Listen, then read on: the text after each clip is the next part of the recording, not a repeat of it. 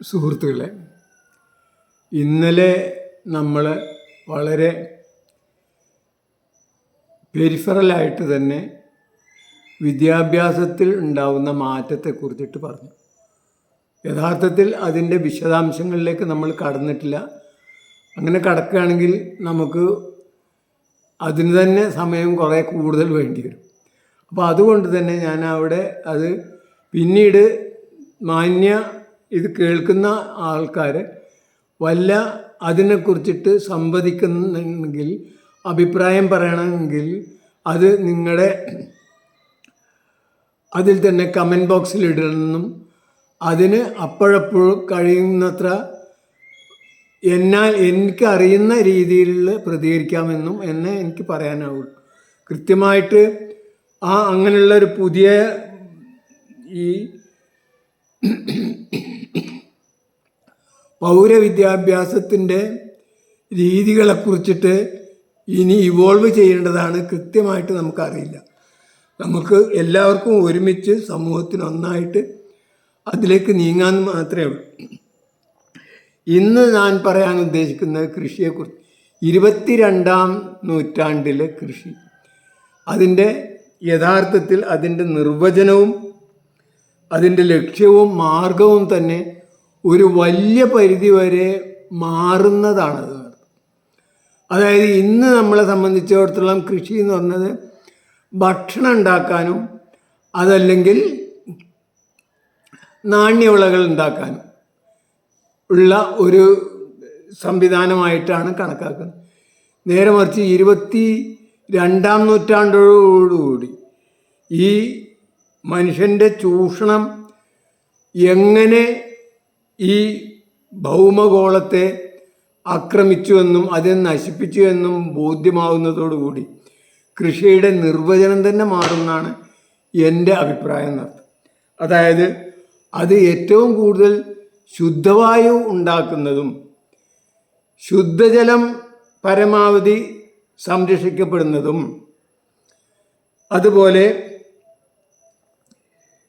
ഊഷ്മ നിയന്ത്രണം അല്ലെങ്കിൽ കാലാവസ്ഥാ നിയന്ത്രണം ഉണ്ടാക്കുന്നതും, അതായത് നമ്മുടെ AC നമുക്ക് ജീവിക്കാൻ അനുകൂലമായ അനുസൃതമായ ഒരു ടെമ്പറേച്ചർ അല്ലെങ്കിൽ ഊഷ്മാവ് അന്തരീക്ഷത്തിൽ ഉണ്ടാക്കുന്ന ഒരു പണിയും അതൊക്കെ ആയിരിക്കും വളരെ പ്രധാനമായത്. പിന്നീട് അതിൻ്റെ കൂടെ ഉണ്ടാവുന്നത് ഭൂമിക്ക് സമ്പത്ത് ഉണ്ടാക്കുക, അതായത് ബയോമാസ്. അതായത് നമുക്കെല്ലാവർക്കും അറിയാം, നമ്മൾ ഈ വൃക്ഷത്തിൻ്റെ സസ്യത്തിൻ്റെ ബോഡി അല്ലെങ്കിൽ അതിൻ്റെ ശരീരം എന്ന് പറയുന്നത് ഈ അന്തരീക്ഷത്തിൽ നിന്നുള്ള ഓക്സിജനും കാർബൺ നൈട്രജനും അതേപോലെ തന്നെ ഭൂമിയിൽ നിന്നുള്ള അല്ലെങ്കിൽ മണ്ണിൽ നിന്നുള്ള വളരെ കുറഞ്ഞ ശതമാനം, വളരെ 1%, 2% താഴെ വസ്തുക്കളും കൂടി അടങ്ങിയതാണ്. ഇത് രണ്ടും ഉണ്ടാക്കാനായിട്ട് സൂര്യപ്രകാശത്തെ ആണ് ഊർജമായിട്ട് സ്വീകരിക്കുന്നത്. സൗരോർജത്തിൻ്റെ സഹായത്തോടു കൂടി ഈ അന്തരീക്ഷവും ഈ അന്തരീക്ഷത്തിൽ സസ്യങ്ങൾ വളരുമ്പോഴാണ് ഈ ബയോമാസ് ഉണ്ടാകുന്നത്. ഈ ബയോമാസ് ഉണ്ടാക്കുക എന്നുള്ളത് ഭൂമിയെ സംബന്ധിച്ചിടത്തോളം ഒരു സമ്പത്താണ്. നേരെ മറിച്ച് നമ്മളെ പഴയ പരമ്പരാഗത കൃഷിയിൽ ഈ സമ്പത്ത് നശിപ്പിക്കുക എന്നുള്ളതാണ് ഉണ്ടായിട്ടുള്ളത്. അതായത് പഴയ കൃഷി സമ്പ്രദായത്തിൽ, അതായത് ഏകദേശം 10,000 കൊല്ലത്തോളമായിട്ടുള്ള മനുഷ്യൻ്റെ സംസ്കാരത്തോടു കൂടി അവൻ്റെ ഉപകരണങ്ങൾ സ്വയം ഉണ്ടാക്കി സ്വയം മെനഞ്ഞ് ഉപയോഗിക്കാൻ തുടങ്ങിയതോടുകൂടിയാണ് കൃഷി തുടങ്ങിയത്. അതോടുകൂടി തന്നെ മരുവൽക്കരണം നടന്നുകൊണ്ടിരിക്കുകയാണ്. നേരെ മറിച്ച് 22-ാം നൂറ്റാണ്ടിലെ കൃഷി എന്നത് മരുവൽക്കരണത്തിന് എതിരായിട്ടുള്ള, അതായത് ഡെസർട്ടിഫിക്കേഷൻ ആയിരിക്കും അതിൻ്റെ പ്രധാന ലക്ഷ്യം. അതിൻ്റെ ലക്ഷ്യത്തിലെ ഏറ്റവും പ്രധാനപ്പെട്ട പങ്കാളി എന്ന് പറഞ്ഞത് പച്ചിലയായിരിക്കും. ഈ പച്ചിലയ്ക്കാണ് യഥാർത്ഥത്തിൽ ഈ അന്തരീക്ഷത്തിലുള്ള ഓക്സിജനും നൈട്രജനും ഹൈഡ്രജനും മറ്റുള്ള എല്ലാം കൂടി അത് അതേപോലെ തന്നെ ഭൂമിയിലുള്ള മറ്റ് മൂലകങ്ങളിൽ കൂടിയിട്ടുള്ള ഒരു കസർത്ത്, അതായത് കാർബോഹൈഡ്രേറ്റ് എന്ന ഇതിൻ്റെ ശരീരം ഉണ്ടാക്കാനുള്ള കഴിവ് ഈ ഫോട്ടോസിന്തസിസ് എന്ന് പറയുന്ന രീതിയിൽ, ഫോട്ടോസിന്തസിസ് എന്നാണ് പ്രകാശ സംശ്ലേഷണം, അതായത് പ്രകാശത്തിൻ്റെ ഊർജം ഉപയോഗിച്ച് അങ്ങനെയുള്ള ഒരു രാസക്കൂട്ട് അല്ലെങ്കിൽ ഒരു കെമിക്കൽ കോമ്പൗണ്ട് ഉണ്ടാക്കുക എന്നുള്ളതാണ് യഥാർത്ഥത്തിൽ പച്ചിലകൾ ചെയ്യുന്നത്. അത് ചെയ്യുന്നതോടുകൂടി ഉണ്ടാവുന്ന ഒരു മെച്ചം എന്താണെന്ന് വിചാരിച്ചാൽ അത് ശുദ്ധവായു പുറത്തേക്ക് വിടും. കാർബൺ ഡൈ ഓക്സൈഡിനെ സ്വീകരിച്ച് ശുദ്ധവായുവിന് പുറത്തേക്ക് വിടുകയും മാത്രമല്ല അവിടെയുള്ള ആ ഊഷ്മാവിനെ അത് സ്വീകരിച്ച് അത്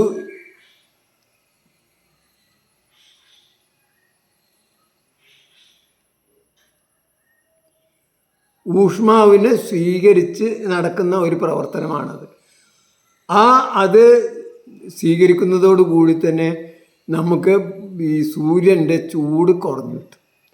അതായത് കാലാവസ്ഥയിൽ നമുക്ക് ജീവിക്കാൻ പറ്റുന്ന രീതിയിലേക്ക് നമ്മൾ ഈ ഊഷ്മാവിനെ കുറക്കാനും ഈ പച്ചിലക്ക് കഴിയുന്നത്.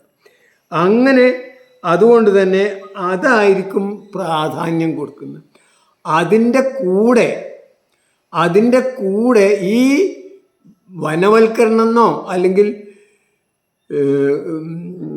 ഹരിതവൽക്കരണമെന്നോ പറയുന്ന ആ പരിപാടിയാണ് കൃഷി എന്നതുകൊണ്ട് യഥാർത്ഥത്തിൽ ഉണ്ടാവുന്നത്. അതിന് പകരം അതോടുകൂടി ഇത്ര കാലം കൃഷി കൊണ്ടുണ്ടായത് എന്താ വെച്ചാൽ മരുവൽക്കരണമായിരുന്നു. അതായത് കൂടുതൽ ഭൂമിയിലെ പച്ചിലകളെ കൊണ്ടുള്ള ആവരണം നശിപ്പിച്ച് ആ ഭൂമിയെ ശരിക്കും നഗ്നമാക്കി പിന്നീട് ഒരു ജീവനും ഇല്ലാത്ത ഒരവസ്ഥയിലേക്ക് പോകുന്ന അതാണ് മരുഭൂമിവൽക്കരണം എന്ന് പറയുന്നത്. അത് രണ്ടാമത് തിരിച്ചു കൊണ്ടുവരിക. അവിടെ ഉണ്ടായിരുന്ന മരുഭൂമികളൊക്കെ തന്നെ പണ്ടുണ്ടായിരുന്ന കാടുകളൊക്കെ തിരിച്ചു പിടിക്കുക എന്നുള്ള രീതിയിലേക്ക്, അല്ലെങ്കിൽ പച്ചിലകളെ കൊണ്ട് സമ്പന്നമാക്കുക എന്നുള്ള വളരെ ബൃഹത്തായ ഒരു പരിപാടിയായിരിക്കും യഥാർത്ഥത്തിൽ 22ാം നൂറ്റാണ്ടിലെ കൃഷി എന്നതുകൊണ്ട് ഉദ്ദേശിക്കുന്നത്. അതിൻ്റെ ഒരു ബൈ പ്രൊഡക്റ്റായിട്ട് മാത്രമാണ് ഭക്ഷ്യവിളകളും നാണ്യവിളകളും മറ്റ് ഈ പോൾട്രീന്നോ അല്ലെങ്കിൽ പിന്നെ മത്സ്യകൃഷിയാണെങ്കിലും അല്ലെങ്കിൽ പിന്നെ മറ്റുള്ള ഇതൊക്കെ തന്നെ. എന്തായാലും അങ്ങനെയുള്ള ഈ കൃഷിയോടുകൂടി 22ാം നൂറ്റാണ്ടിൽ ഈ ബയോമാസ് അതായത് അവിടെ പെയ്യുന്ന സൂര്യപ്രകാശം പൂർണ്ണമായിട്ടും സൗര ഊർജം അല്ലെങ്കിൽ സോളാർ അയണൈസേഷൻ എന്നാണ് അതിന് പറയുക. അതിൽ ഉള്ള ഊർജം പരമാവധി ഉപയോഗിക്കുക എന്നുള്ള ജോലി, അത് മുഴുവൻ കാർബോഹൈഡ്രേറ്റ് ആക്കി മാറ്റുക എന്നുള്ളതായിരിക്കും യഥാർത്ഥത്തിൽ കൃഷി എന്നതുകൊണ്ട് ആ കാലത്ത് ശാസ്ത്രീയമായി ചിന്തിക്കുന്നത്. അതിൻ്റെ കൂടെ മനുഷ്യന് ഭക്ഷണത്തിനും അതേപോലെ തന്നെ വ്യവസായങ്ങൾക്കും ആവശ്യമായ വസ്തുക്കളും അതിൻ്റെ കൂടെ അതിൻ്റെ ബൈ പ്രൊഡക്റ്റായിട്ടുണ്ടാകുന്നതാണ്. അപ്പോൾ ഏറ്റവും പ്രധാനം എന്താണെന്ന് വെച്ചാൽ പെയ്യുന്ന സൂര്യപ്രകാശത്തെ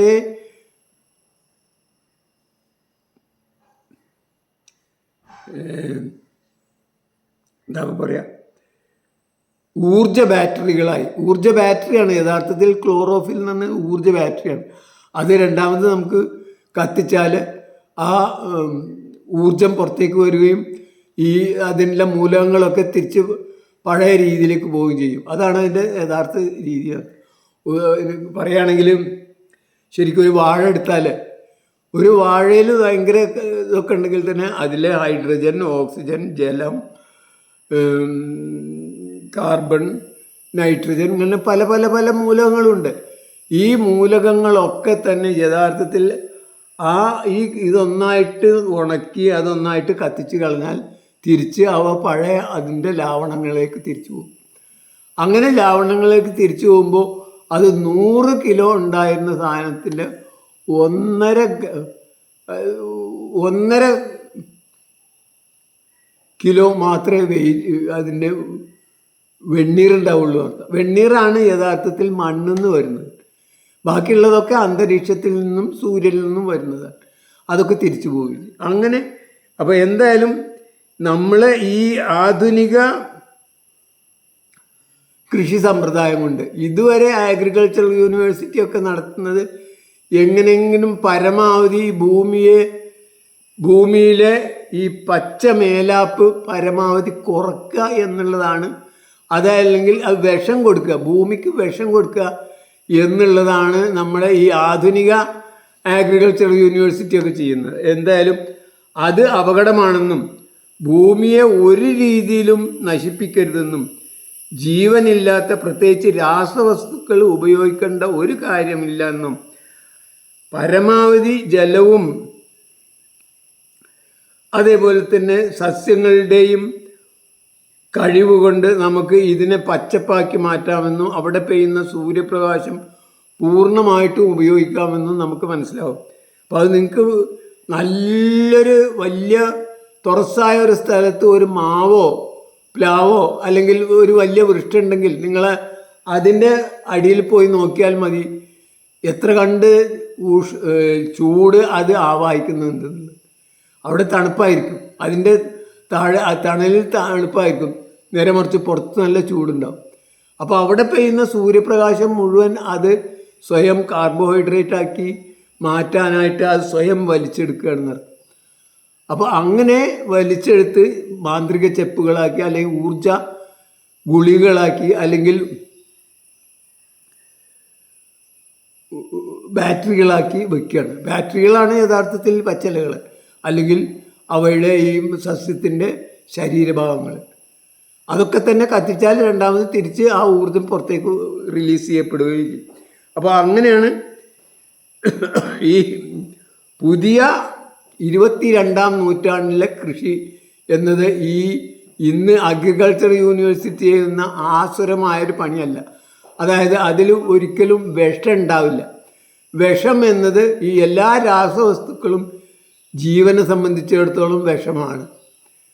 അത് ഒരു പരിധിയിലപ്പുറം ഏത് രാസവസ്തു ഒരുക്കുകയാണെങ്കിലും അത് ജീവന് ഉപകാരപ്രദമാവില്ല. അത് സസ്യങ്ങൾക്കും അങ്ങനെ തന്നെയാണ്. അപ്പോൾ അതുകൊണ്ട് തന്നെ പിന്നെ ഭാഗ്യത്തിന് വേറെ പല രീതിയിലും നിലനിൽക്കുന്നത് കൊണ്ടും വേറെ പല രീതിയിലുള്ള കെമിക്കൽ ആക്ഷനുകളും നടക്കുന്നത് കൊണ്ടും ബയോളജിക്കൽ ആക്ഷൻ നടക്കുന്നതുകൊണ്ടാണ് ഈ രാസവളങ്ങളൊക്കെ നിലനിൽക്കുന്നത്. രാസവളങ്ങളൊന്നും തന്നെ യഥാർത്ഥത്തിൽ കൃഷി എന്ന കാര്യത്തിന് ആവശ്യമില്ല. അതുകൊണ്ട് മണ്ണിൻ്റെ ഗുണം ജീവൻ, മണ്ണിൻ്റെ ജീവനാണ് മണ്ണിൻ്റെ അതിൽ നിലനിൽക്കുന്ന സസ്യജാലങ്ങളുടെയും ജന്തുജാലങ്ങളുടെയും ആകത്തുക. അത് ഉണ്ടാക്കാൻ ഒരിക്കലും രാസവസ്തുക്കൾക്ക് സാധ്യമല്ല. രാസവസ്തുക്കൾക്ക് ജീവനെ നശിപ്പിക്കാനേ കഴിയുള്ളൂ. ജീവൻ ഉണ്ടാക്കാൻ ഒരിക്കലും രാസവസ്തുക്കളെ കൊണ്ട് സാധ്യമല്ല. അപ്പോൾ അതുകൊണ്ട് തന്നെ ഇപ്പോൾ നമ്മൾ പറയുന്ന ഇപ്പോഴുള്ള അഗ്രികൾച്ചർ ഇൻഡസ്ട്രികളൊക്കെ തന്നെ വ്യവസായങ്ങൾ, പ്രത്യേകിച്ച് യൂറിയ പോലുള്ള വസ്തുക്കളൊക്കെ തന്നെ അതിൻ്റെ വ്യവസായങ്ങളൊക്കെ നിലക്കും. അതിന് പകരം ഈ സൂര്യപ്രകാശത്തെ എങ്ങനെ സ്വീകരിക്കാം, അതിന് എങ്ങനെ ഒരു മേലാപ്പ് ഉണ്ടാക്കി കൊടുക്കാം, എങ്ങനെ ഭൂമിയെ നമുക്ക് ഒരു പച്ചപ്പതപ്പ് വിരിക്കാം എന്നുള്ള വളരെ ഗഹനമായ ശാസ്ത്രീയമായ ഒരു നിലപാടിലേക്ക് കൃഷി മാറും. ഇപ്പോൾ തന്നെ നമുക്ക് ചൈനയിലൊക്കെ തന്നെ മരുഭൂമികൾ ഇല്ലാതാക്കിക്കൊണ്ടിരിക്കുന്നുണ്ട്.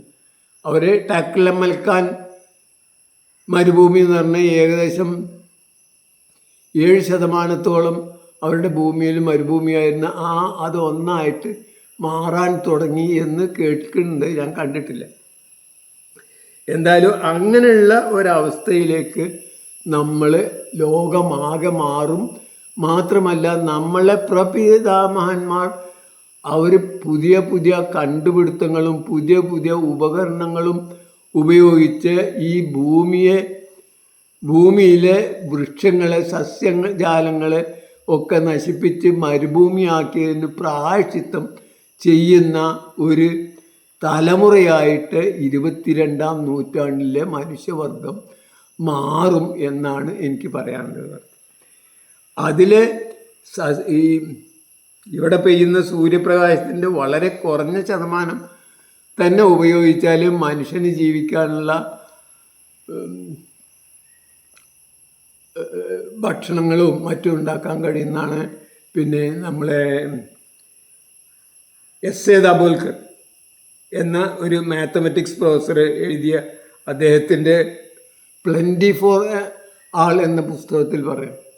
അദ്ദേഹം പറയുന്നത് ആകെ പെയ്യുന്ന സൂര്യപ്രകാശത്തിൻ്റെ 1% ആ സൗരോർജത്തിൻ്റെ 1% നമുക്ക് പിടിച്ചെടുത്താൽ നമുക്ക് ഇന്ത്യ പോലുള്ള ഒരു രാജ്യത്ത് അന്ന് അദ്ദേഹം അത് എഴുതുന്ന കാലത്ത്, അതായത് 80കളുടെ അവസാനത്തിലായിരിക്കും അത് എഴുതുന്നത്, 90കളുടെ തുടക്കത്തിൽ, 1990ൻ്റെ ആദ്യത്തിൽ, അന്ന് ഇന്ത്യക്കാർ ഉപയോഗിക്കുന്ന ഊർജത്തിൻ്റെ, ഇന്ത്യയിൽ പെയ്യുന്ന സൂര്യപ്രകാശത്തിൻ്റെ 1% നമ്മൾ പച്ചിലകളെ കൊണ്ട് സ്വീകരിക്കാൻ അനുവദിച്ചാൽ, അതായത് സാധാരണ നെല്ല് പോലുള്ള പോലും C4 വർഗത്തിൽപ്പെട്ട പുല്ലുകൾക്ക് പോലും 4% സൂര്യപ്രകാശം സ്വീകരിക്കാനുള്ള കഴിവുണ്ട്. അപ്പം നേരെ കാണിച്ച് മരങ്ങൾക്കൊക്കെ പെർനിയലാണ്, ഏത് കാലത്തും സ്വീകരിക്കാനുള്ള കഴിവുണ്ട്. അങ്ങനെയുള്ള ഇതിനെ ഈ നമ്മൾ സ്വീകരിക്കുകയാണെങ്കിൽ അതിലെ 1% കൊണ്ട് മാത്രം നമ്മളെ ഈ ആവറേജ് ഊർജ ഉപഭോഗം, അന്ന് അമേരിക്കക്കാരൻ അന്ന് വിയറ്റ്നാമിലൊക്കെ യുദ്ധം ചെയ്യാനാണ് അവർ കൂടുതൽ ഊർജ്ജം ഉപയോഗിക്കുന്നത്.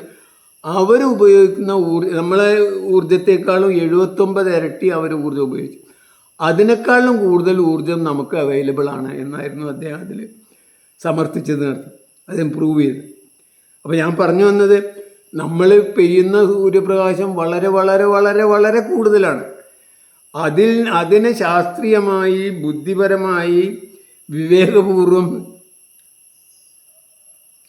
പച്ചിലകളെ കൊണ്ട് പിടിച്ചെടുക്കാനും അതിൻ്റെ ഊർജ ബാറ്ററികളാക്കിയിട്ട് കാർബോഹൈഡ്രേറ്റുകളാക്കി നിലനിർത്താനും അനുവദിച്ചാൽ മാത്രം, അത് സ്വാഭാവികമായി നടക്കുന്നതാണ്, അനുവദിച്ചാൽ മാത്രം തന്നെ നമുക്ക് ആവശ്യമായതിൽ കൂടുതൽ, എത്രയോ കൂടുതൽ മനുഷ്യനും മറ്റുള്ള എല്ലാ ജീവജാലങ്ങൾക്കും ആവശ്യമായ ഊർജം അതിൽ നിന്നുണ്ടാവുന്നർത്ഥം. അതായത് നമ്മൾ ഈ തിന്ന ആഹാരം, അരി ആയിക്കോട്ടെ, ഗോതമ്പായിക്കോട്ടെ, പൾസസ് ആയിക്കോട്ടെ, മറ്റുള്ള എല്ലാം യഥാർത്ഥത്തിൽ അതിൻ്റെ ഊർജം യഥാർത്ഥത്തിൽ വരുന്ന സൂര്യപ്രകാശത്തിൽ നിന്നാണ്.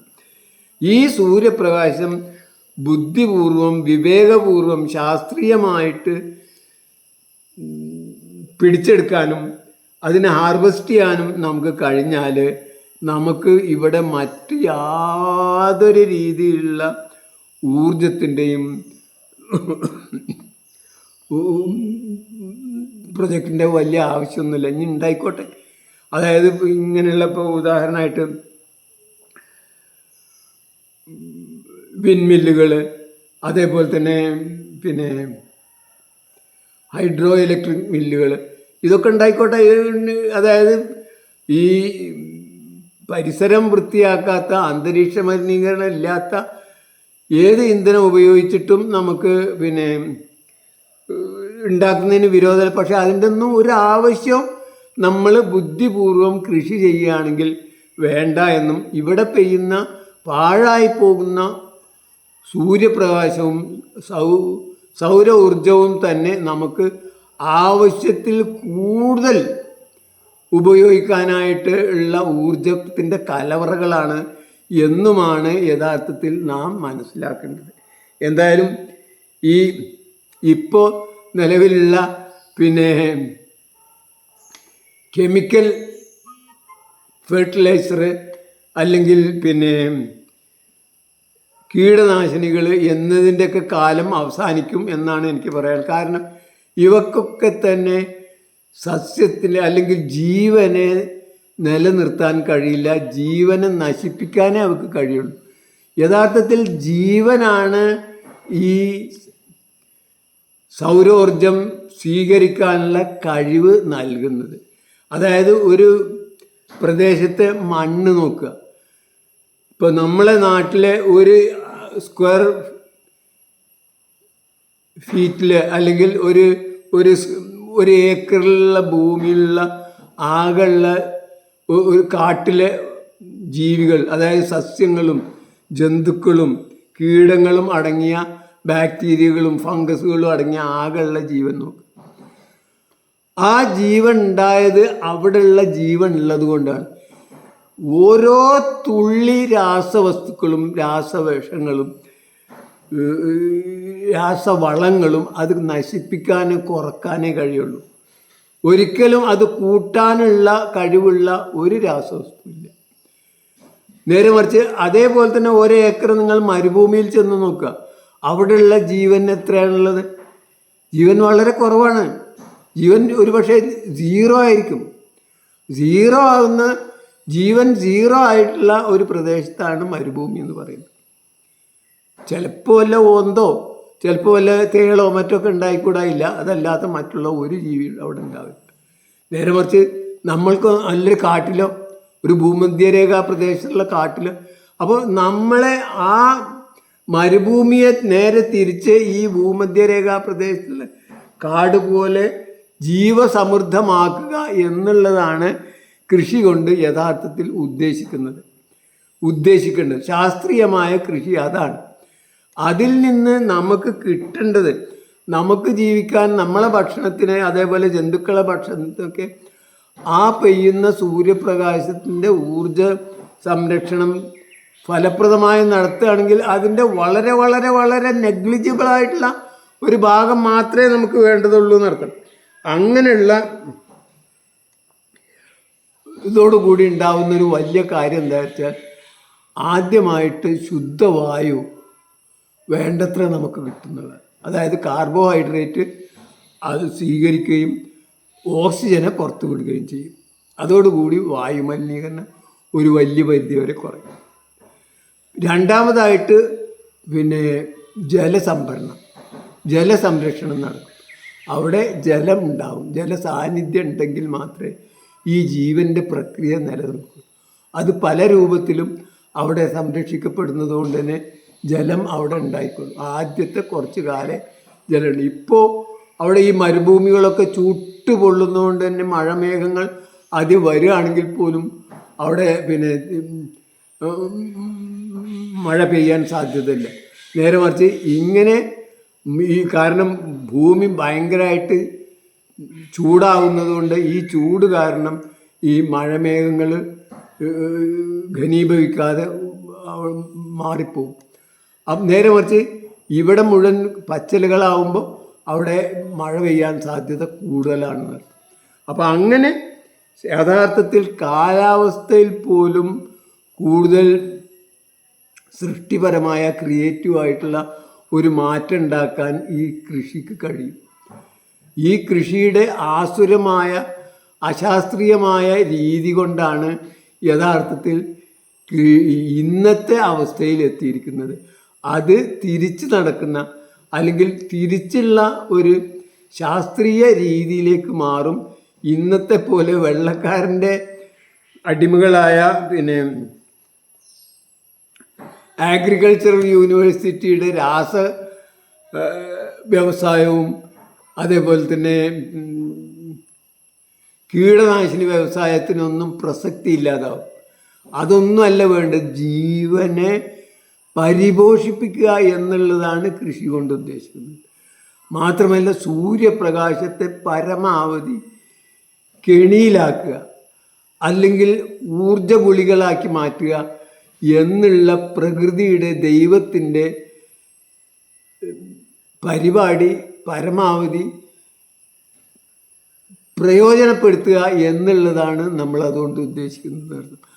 അതാണ് യഥാർത്ഥത്തിൽ ചെയ്യേണ്ടത്. അങ്ങനെ അതുകൊണ്ടുണ്ടാവുന്ന ഗുണം എന്താ വെച്ചാൽ നമ്മളെ ഏറ്റവും പ്രധാനമായിട്ട് ശുദ്ധവായു ഉണ്ടാവുന്നു. രണ്ടാമതായിട്ട് ശുദ്ധജലം സംരക്ഷിക്കപ്പെടുന്നു, അല്ലെങ്കിൽ ശുദ്ധജലം പ്രിസർവ് ചെയ്യപ്പെടുന്നു. മൂന്നാമതായിട്ട് ഈ ഒരു കൺഡ്യൂസീവായിട്ടുള്ള ടെമ്പറേച്ചർ, അതായത് ഈ സൂര്യൻ്റെ ഊഷ്മാവ് പരമാവധി കെമിക്കൽ എനർജി ആയിട്ട് മാറ്റപ്പെടുന്നത് കൊണ്ട് തന്നെ ആ നമ്മളെ ടെമ്പറേച്ചർ എയർ കണ്ടീഷനായിട്ട് മാറുന്നു. പിന്നെ അതോടുകൂടി തന്നെ നമുക്ക് ഈ ഒരു സസ്യത്തിൻ്റെ,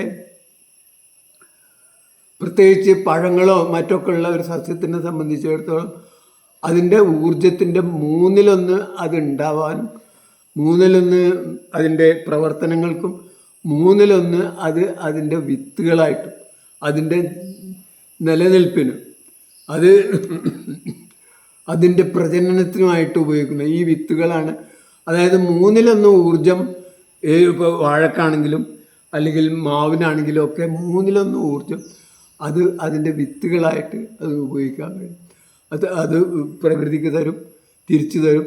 അത് തന്നെ നമുക്ക് എത്രയെങ്കിലും കൂടുതലാണ്, അതിൽ വളരെ കുറഞ്ഞ് മാത്രമേ നമുക്ക് ആവശ്യമുള്ളൂ. അപ്പോൾ ഇതാണ് എനിക്ക് പറയാനുള്ളത്.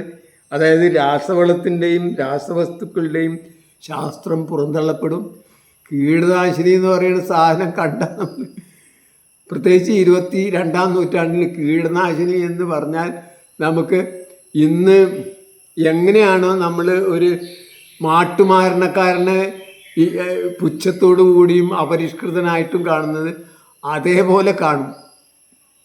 ഇപ്പോൾ മാട്ടുമാരണം നടത്തി, അല്ലെങ്കിൽ പിന്നെ ഈ 13-ാം നൂറ്റാണ്ടിലും 14-ാം നൂറ്റാണ്ടിലും ഉണ്ടായിരുന്ന ഒരു ചർച്ചിൻ്റെ ഒരു തിട്ടൂരം പോലെ, അത് എത്ര കണ്ട് അശാസ്ത്രീയമായിരുന്നു. അന്ന് എങ്ങനെയാണോ പിന്നെ സാധാരണ അവരെ ചോദ്യം ചെയ്യുന്നവരൊക്കെ അവർ പിന്നെ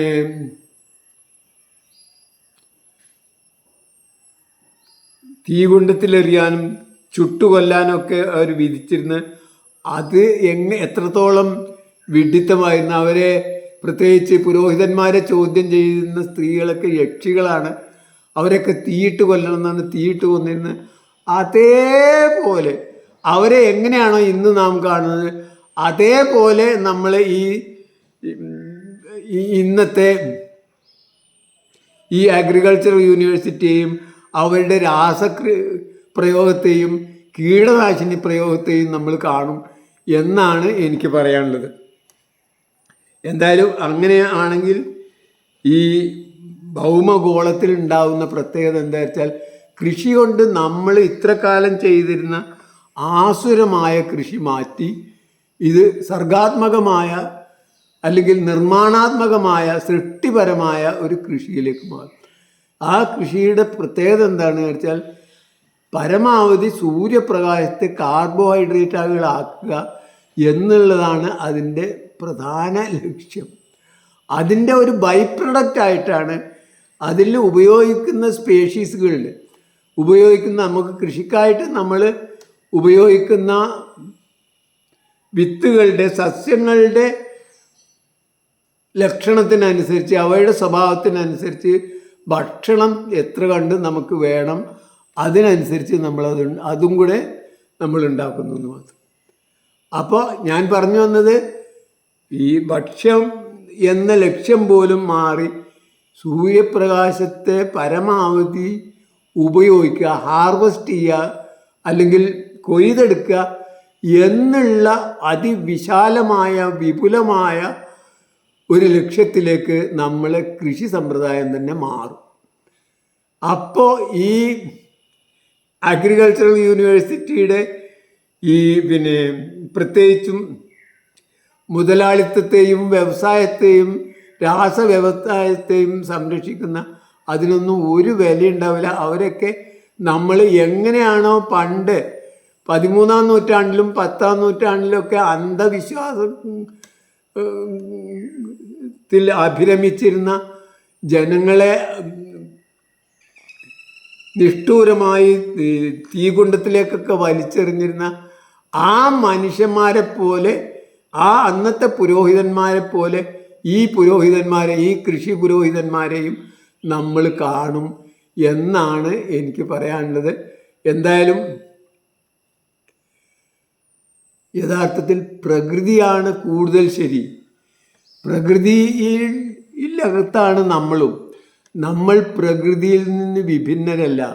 പ്രകൃതിയെ നമുക്ക് ഒരിക്കലും തോൽപ്പിക്കാൻ കഴിയില്ല. നമ്മുടെ രക്തവും മാംസവും മജ്ജയും ചിന്തകളും അടക്കം പ്രകൃതിയുടെ ഭാഗമാണ്. പ്രകൃതിയെ നമുക്ക് തോൽപ്പിക്കാൻ പറ്റില്ല എന്ന അവബോധം, പ്രത്യേകിച്ചും നമ്മുടെ മസനോബു ഫുക്കോക്ക അദ്ദേഹത്തിൻ്റെ പ്രസിദ്ധമായ ഒറ്റ വൈക്കോൽ വിപ്ലവം വഴി പുറത്തേക്ക് കൊണ്ടുവന്ന ആ അവബോധം, അത് അല്ലെങ്കിൽ ഐൻസ്റ്റൈൻ്റെ ആപേക്ഷികത സിദ്ധാന്തം വഴി നമ്മൾ നേടിയെടുത്ത ആ അവബോധം, ഈ അവബോധം നമ്മളെ നയിക്കും. അതുവഴി നമ്മളെ പഴയ ചൂഷണം ചെയ്യാനുള്ള ശാസ്ത്രീയമായ എല്ലാ കണ്ടുപിടുത്തങ്ങളും ചൂഷണോപാധിയാക്കുന്ന പഴയ അധമ സംസ്കാരം ഇല്ലാതാവും. അതിന് ചൂഷകരുടെ ഇന്നത്തെ നേതൃത്വവും അവരുടെ ആധിപത്യവും നശിക്കുക എന്നുള്ളത് വളരെ അത്യാവശ്യമാണ്. നമുക്കെല്ലാവർക്കും അറിയാം, 14-ാം നൂറ്റാണ്ട് 15-ാം നൂറ്റാണ്ടോട് കൂടി ലോകം മുഴുക്കെ കീഴടക്കാനായിട്ട് നടന്നിരുന്ന ഈ പാശ്ചാത്യ വർഗം ഇന്ന് നാറ്റോ എന്ന പേരിൽ ഒന്നിച്ചു കൂടിയിരിക്കുകയാണ്. അവരും കൂടെ നശിച്ചാൽ മാത്രമേ ഈ ലോകം ശരിയായ പാതയിലേക്ക് നീങ്ങുള്ളൂ. അത് ഈ നാറ്റോ ഉള്ള കാലത്തോളം, നാറ്റോയും അമേരിക്കയും ഉള്ള കാലത്തോളം ഈ ചൂഷണം എന്നത് പല രൂപത്തിൽ, പല രീതിയിൽ, പല മാതൃകയിൽ അത് നിലനിൽക്കുകയും ചെയ്യും. അത് അവരുടെ പരാജയം എന്തായാലും ഈ നൂറ്റാണ്ട്, അതായത് 21-ാം നൂറ്റാണ്ടോടുകൂടി പൂർണ്ണമാവും എന്ന് ഞാൻ ആശിക്കുന്നു. അങ്ങനെയാണെങ്കിൽ നമ്മുടെ കൃഷി സമ്പ്രദായം എന്നത് തിരിച്ച് ഈ ഭൗമഗോളം എന്ന ജീവൻ എന്ന ഈ പ്രതിഭാസം തുടിക്കുന്ന നമ്മളെ സംബന്ധിച്ചിടത്തോളം, നമ്മളെ ഇന്നത്തെ വിവരം വെച്ച് ജീവൻ തുടിക്കുന്ന ഏക ഗ്രഹമായ നമ്മളെ ഭൗമഗോളത്തെ അന്തരീക്ഷം കൂടുതൽ സമ്പന്നമാവും. അവിടെ പെയ്യുന്ന സൂര്യപ്രകാശങ്ങളൊക്കെ തന്നെ, സൂര്യപ്രകാശം അവിടെ ജീവൻ്റെ അഭിവൃദ്ധിക്കും ജീവൻ്റെ പരിപോഷണത്തിനും ജീവൻ്റെ പുരോഗതിക്കും ആയിട്ട് രണ്ടാമതും തിരിച്ചു വരും എന്നാണ് എനിക്ക്. അതിനുള്ള ഒരു വളരെ ബൃഹത്തായ മാർഗമാണ് കൃഷി എന്നും, ആ കൃഷി കാരണം ഇവിടെ നമ്മളെ പ്രപിതാമഹന്മാരെ കാലം മുതൽ കൃഷി തുടങ്ങിയ അന്ന് മുതൽ ഉണ്ടായിരുന്ന മരുഭൂമികളൊക്കെ തന്നെ തിരിച്ചു പിടിച്ച് മലർവാടികളാക്കി മാറ്റും. അതുവഴി പെയ്യുന്ന സൂര്യപ്രകാശം, ആ സൂര്യപ്രകാശത്തെ സ്വീകരിക്കുന്ന പച്ചിലകൾ, അങ്ങനെ സൂര്യപ്രകാശത്തിൻ്റെ ഊർജ്ജകൂലമായ ബാറ്ററികളായ കാർബോഹൈഡ്രേറ്റുകൾ ഒക്കെ കൊണ്ട് സമ്പന്നമായ ഈ ഭൂമി കൂടുതൽ ജീവന് അനുകൂലമായ സാഹചര്യങ്ങൾ ഉണ്ടാക്കും എന്നാണ് എനിക്ക് പറയാനുള്ളത്. അതല്ലാതെ കുറേ കമ്പനിക്കാർക്കും മുതലാളിമാർക്കും സമ്പത്തുണ്ടാക്കുന്ന കൃഷി സമ്പ്രദായങ്ങളും അതേപോലെ തന്നെ ആ ഫാക്ടറികളും ഒക്കെ അടച്ചു പൂട്ടുന്ന ഒരവസ്ഥയിലേക്ക് ലോകം മാറും എന്നാണ് എനിക്ക് പറയാനുള്ളത്. എന്തായാലും ഇതിൽ അഭിപ്രായ വ്യത്യാസങ്ങളോ അല്ലെങ്കിൽ മറ്റ്